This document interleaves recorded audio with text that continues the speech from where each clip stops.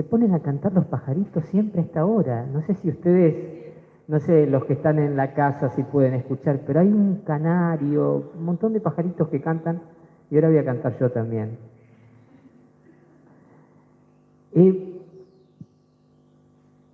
Imagínate esto, que me estás escuchando. Si a vos, mujer, que Jesús un día te encontrás con él y te dice, mujer, qué grande es tu fe. O varón, qué grande es tu fe. Que Jesús en persona te diga eso, sorprendido, qué grande es tu fe. ¿Cómo te sentirías? Yo me sentiría halagadísimo, no halagado, halagadísimo. Realmente, profundamente feliz de un reconocimiento tan grande, graduado en la fe. Summa cum laude, se dice cuando alguien se gradúa en un doctorado, con la máxima alabanza. Summa cum laude. Fe, summa cum laude, con la alabanza máxima. Qué bárbaro, ¿no? Y esta mujer que escuchamos recién en el Evangelio, una mujer extranjera, cananea, de un pueblo que no pertenecía al pueblo de Dios, un pueblo con el cual el pueblo de Dios mantenía relaciones bastante tensas de un modo habitual, desprecios mutuos, malos vecinos, así, de una. Esta mujer cananea recibe de labios de Jesús esta alabanza tan significativa. Qué grande es tu fe. De alguna manera, esta mujer está caracterizada, está nombrada por su fe. Su fe es fe grande. Ahora bien, yo quiero comentarles que en el Evangelio de San Mateo, que es el Evangelio más pro-judío, más judío de todos los... Es el Evangelio en el cual no hay un corte tan claro con el mundo judío. El trasfondo de las... O sea, los otros evangelios, particularmente Marcos y Lucas, fueron escritos en contextos de iglesias más ligadas al mundo pagano al cual estaba dirigiéndose la evangelización. ¿Sí? El evangelio de Marcos y el de Lucas. Hablo de los evangelios, los tres primeros evangelios. Juan es otro problema que no quiero entrar. Pero Mateo es un judío, es judío. Se mueve en ese contexto. Un judeo cristiano convertido. Pues bien, este evangelio, que es el más pro-judío, solamente 2 veces hace alusión a personas que tienen fe grande, caracterizadas por su fe grande. Una es esta vez una mujer extranjera que recién escuchamos, esta cananea que tenía fe grande. Y la otra, a ver si se acuerdan, la del centurión, un centurión romano, el centurión de Cafarnaúm, también era un hombre de fe grande. Y en los 2 casos de fe grande, la curación milagrosa se realiza a distancia, no en la presencia de Jesús junto al enfermo, sino curación a distancia. Al centurión le dice, suceda como creíste, por lo que dijiste, suceda como creíste. Y el siervo del centurión que estaba en su casa, también enfermo de parálisis, sufriendo terriblemente. En los 2 casos hay este adverbio terriblemente. El siervo del centurión quedó curado a distancia, sufría terriblemente de parálisis. Y en este caso, la mujer, también la hija de la mujer, es curada a distancia y dice estaba atormentada terriblemente por un demonio. O sea, en los 2 casos hay este común denominador. Por otro lado, y esta es la paradoja del Evangelio de Mateo, la palabra poca fe aparece aplicada varias veces a los discípulos. Hombres de poca fe, los paganos se preocupan por la comida, por la bebida, ustedes confíen en Dios, porque Dios alimenta a los pájaros, etc. Hombres de poca fe, les dice, a los discípulos. A Pedro, hace poquito lo escuchábamos, empieza a caminar sobre el agua y de repente se empieza a hundir. ¿Y qué le dice Jesús? Hombre de poca fe. ¡Qué paradoja! A los discípulos le dice hombres de poca fe y a dos paganos les dice hombre o mujer de gran fe. ¡Qué extraordinario!, ¿no? Yo quiero decirles al puñadito que está acá y a los que me están escuchando por YouTube y por Facebook, hombre, varón de mucha fe, mujer de mucha fe, no de poca, de mucha. Ahora, ¿quién quiere tener mucha fe? Levante la mano. Te voy a decir cuál es la universidad de la fe para esta mujer.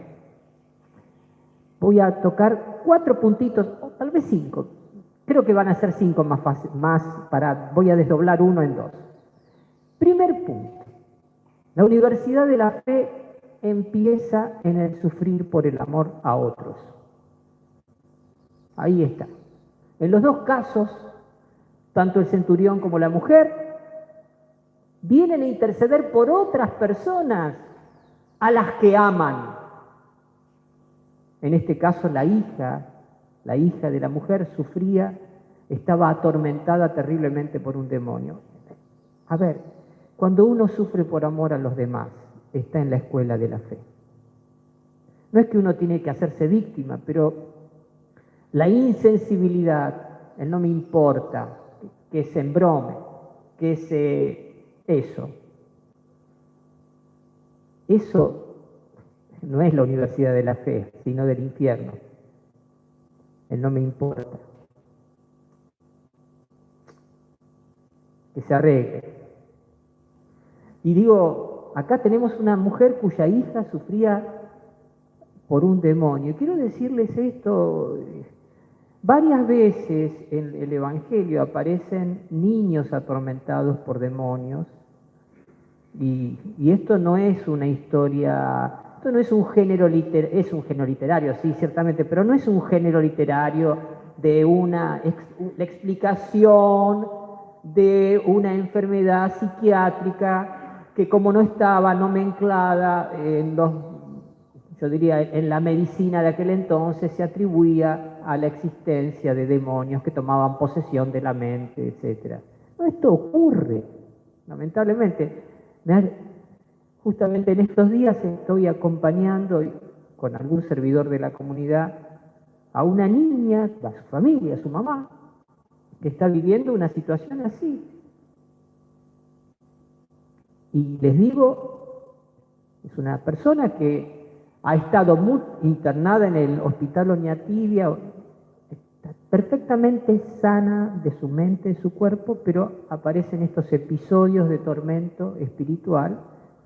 No voy a dar más detalles, pero le estoy hablando no de una cosa que, no sé, esto no existe. No, esto existe lamentablemente. Y entonces digo, cuidemos, papás, mamás que escuchan, cuidemos el consumo que hacen nuestros niños a través de Internet. Porque hoy en día una de las cosas es las puertas que se están abriendo es precisamente por indagar en páginas de ocultismo a través de Internet. Y particularmente pienso en las niñas, más que en los varones, que son más activas intelectualmente en general, más maduras en edades más tempranas y más curiosas. En general, no hablo de un caso particular. Sí. Entonces, primero, ¿dónde empieza la escuela de la fe? En la compasión, en el sufrir por el amor al otro. Punto 2. La universidad de la fe, escuchen, pasa también por la atención a la realidad. Díganme, atención a la realidad. Díganme, ¿cómo supo esta mujer de Jesús? Y porque la tipa tenía las antenitas paradas, claro. A ver, vivía en Tiro y Sidón, lejos de la... O sea, había que caminar días para llegar hasta donde Jesús tenía su base de operaciones en Cafarnaúm. Pero, bicha la piba, la mujer esta, bicha, porque la tipa estaba con... No era una mujer en estado de babia. A ver, esto, una cosa es el estado de babia y otra cosa es el estado de gracia. ¿Viste? Hay gente que está en estado de babia, que son, pululan, no existen. Están distraídos, no sé en qué están pensando. Una persona que quiere crecer en la fe y ser grande en la fe tiene que ser una persona atenta a la realidad. Fíjense, atenta a la realidad incluso internacional. No era una tipa que estaba pensando en su propio ombligo. Estaba atenta de cuestiones internacionales. Una persona que quiere crecer en la fe tiene que estar atenta a las cuestiones que pasan en el mundo y estar descubriendo los signos de Dios en las cosas que ocurren. No digo que haya que volverse un consumidor compulsivo de noticieros, no, pero digo una sana atención a la realidad lejana, pero también una sana atención a la realidad circundante, porque de hecho no solo había oído hablar de Jesús, también supo que Jesús estaba por ahí, cerca, que pasaba por su región. Primer punto, compasión, amor, sufrir por los demás. Segundo punto, atención a la realidad. Tercer punto, ¿qué hace la mujer? Acá viene propiamente, esto es antes del Evangelio, esto es el Evangelio de hoy. ¿Qué hace? Se enteró y empieza a correr, a caminar detrás de Jesús a los gritos, a hacerse escuchar. Hacerse escuchar. Esto también es parte de la fe. Una persona que tiene fe no se resigna a no ser escuchada en su declaración de fe y se hace escuchar su grito y hace escuchar su declaración de fe. Porque fíjense, ella llama a Jesús con el nombre del Mesías, Hijo de David. O sea, no es simplemente un grito desaforado, un grito loco, un grito desarticulado, un clamor informe y caótico. No, lo que ella hace es un grito que expresa la fe en la forma más adecuada. Hijo de David, ten compasión de mí. Y ese grito describe la realidad. Mi hija está terriblemente atormentada por un demonio. Hasta acá me siguen. Entonces, primero, sufrir compasivamente por los demás. Segundo, atención a la realidad. Tercero, hacerse oír. Cuarto, acá hay un tema. Cuarto es la perseverancia, porque Jesús no le da de las que pican. No le dice nada, no le responde nada, como la ignora. E incluso cuando los discípulos le dicen, bueno, Señor, atiéndela, Señor, fíjate, a ver si, ¿viste? Porque la verdad, es el mismo, usan la misma palabra acá, la misma palabra con la cual usó el evangelista para hablar de las palabras que le dijeron los discípulos cuando había esa multitud de gente. Che, Jesús despedía a la multitud para que se vaya a comer a su casa, ¿viste? Porque acá no hay mucha gente y comida no hay. ¿Se acuerdan? Nosotros, fíjense, el Evangelio traduce a veces de una manera o de otra la misma palabra. Despide a la multitud o atiende a la mujer. Es el verbo en griego apolio, que significa desatar. Puede significar desatar, es decir, que se vaya.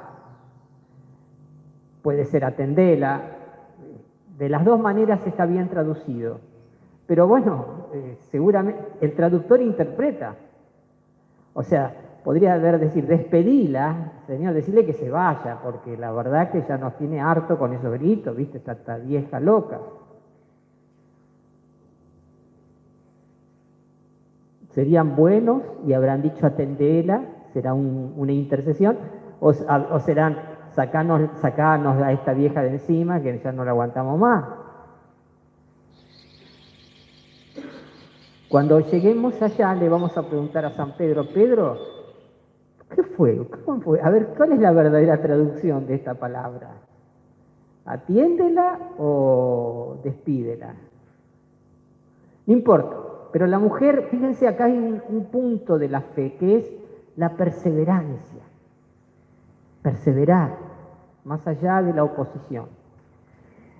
Y el último punto es la frutilla del postre. ¿Por qué?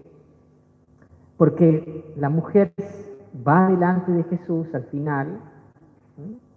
O sea, hace un paso más. Venía de atrás, ahora le bloquea el camino, pero no solo le bloquea el camino, no solo le hace un piquete a Jesús. Digo esto para los piqueteros no solo le hace un piquete a Jesús. ¿Qué hace? Hace una profundización de su fe. ¿Por qué? Porque ahora dice Señor. Antes lo había llamado hijo de David, ahora lo llama Señor. Hay un paso. Decir que Jesús es Señor significa reconocer una relación mutua entre ella y Él, y una relación en la cual ella se considera servidora, sierva de Dios. Señor, socórreme. Ya no hace falta que te diga más el diagnóstico o el pronóstico o la situación. Señor. Y el final es extraordinario. Jesús otra vez le dice que no. Y esta vez le explica por qué no. Ya no con criterios judíos, como se los había explicado a los discípulos. No es, le dice algo de valor universal. No está bien tomar el pan de los hijos y tirárselo a los perros. No está bien dejar sin comer a los hijos y dar de comer a los perros, cosa que hoy pasa, ¿no? Hay gente que no se preocupa por los hijos de la historia y tiene los animalitos bien alimentaditos. Digo, estas son las paradojas del mundo posmoderno que vivimos hoy, pero eso es aparte. Pero no está bien quitarle el pan a los hijos y dárselo a los perros. No está bien. Cualquiera lo puede entender. Lo podía entender Jesús, lo podía entender un pagano. ¿Y qué hace? Fíjense qué interesante que es la lógica, cómo la mujer le capta el vuelo y encuentra la brecha en ese muro aparentemente tan cerrado. Así como había encontrado una brecha para ponerse de atrás adelante y hacer un piquete, ahora encuentra la brecha en la lógica de Jesús. Escuchen. Jesús había dicho, no está bien, perfecto. Acción, tomar el pan de los hijos para tirárselo a los cachorros. Fíjense, la lógica de Jesús era tomar, tirar. Pan, y el tema era el pan. ¿Qué dice ella? En esta película, con este valor, no está bien tomar el pan para tirar el pan a los perritos. Ella descubre, sí, Señor, pero yo no te estoy pidiendo que vos tomes. Yo te estoy diciendo que cuando los hijos comen, caen, no pan, migas. No es cuestión de tomar para tirar, sino de lo que cae, las miguitas que caen. No le estás quitando el pan a los hijos. Los hijos mismos dejan caer migas cuando comen. ¿Ven? Miren, La misma película con la cual Jesús sentó las bases de un valor, esa misma película tenía brechas abiertas, tenía fisuras, tenía, no sé, un lugarcito por donde la gracia podía pasar. Yo no te pido que le quites el pan. Ni siquiera pan te pido una amiga, una amiguita que cae. Y ahí Jesús, yo no sé, la verdad que, yo no sé si Jesús habrá pensado, la voy a poner a prueba a esta mujer, a este punto, a ver si es inteligente. No creo, yo creo que Jesús fue sorprendido. Porque Jesús, si bien podía tener un conocimiento absoluto de todo, pero yo creo que muchas veces habrá querido conocer como conocemos nosotros, así, no un conocimiento sobrenatural, sino natural de las cosas, y dejarse sorprender por estos emergentes de sabiduría popular, en donde, inspirados por la fe. Y ahí Jesús dijo, qué grande es tu fe. Así que sintetizo, ¿no? Fíjense, esta universidad de la fe grande pasa por el sufrimiento, ciertamente, la atención a la realidad. En tercer lugar, el grito perseverante, ¿no? Cuarto, aprovechar las brechas y profundizar la fe, postrarse, Señor. Y por fin, yo digo esto, la inteligencia. Una fe grande es una fe inteligente. A ver, no que, sabionda, no, perspicaz. La fe grande nos vuelve perspicaces para entender un montón de cosas que pasan, para entender en medio de las historias que nos tocan vivir, las brechas por las que el Espíritu Santo